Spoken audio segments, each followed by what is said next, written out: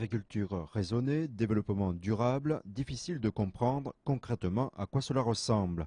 Ce matin, le groupe Nouricia a confirmé devant la presse spécialisée son intention de continuer sur la voie d'une agriculture écologiquement intensive. Explication. Ce que l'on souhaite, c'est avoir une agriculture qui soit plus respectueuse de l'environnement. Et la difficulté, c'est de la maintenir productive en utilisant moins d'intrants. Donc il faut utiliser les ressources du sol, du climat et de la génétique, naturellement, pour mieux exploiter ces ressources naturelles du sol qu'on avait un petit peu oubliées, qui est fondée sur la régénérescence de la faune naturelle du sol, comme on a dans les sous-bois de forêt, avec des vers de terre, avec des bactéries, une microfaune, une microflore, des champignons, etc.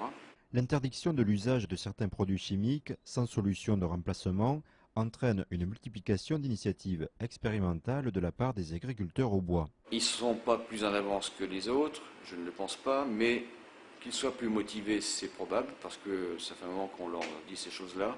Réceptifs, ils le sont. Les agriculteurs, je pense qu'ils sont sensibles.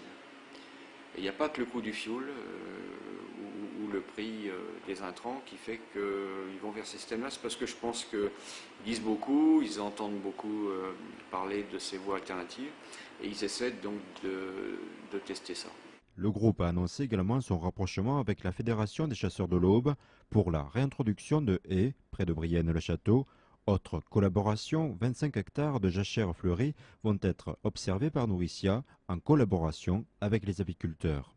Ce qui est intéressant en se rapprochant d'acteurs qui travaillent, qui connaissent bien la nature sans être des techniciens, des agriculteurs ou des agronomes, c'est qu'en fait ils ont un regard complètement différent du nôtre et nous permettent d'explorer des champs que nous n'avions pas forcément appréhendés auparavant. Le fait de travailler avec ces acteurs qui sont plus proches de la nature et peut-être moins des questions agricoles au sens strict, nous permet d'avoir et nous renforce dans ce regard plus large sur l'écosystème dans son ensemble pour travailler avec la nature.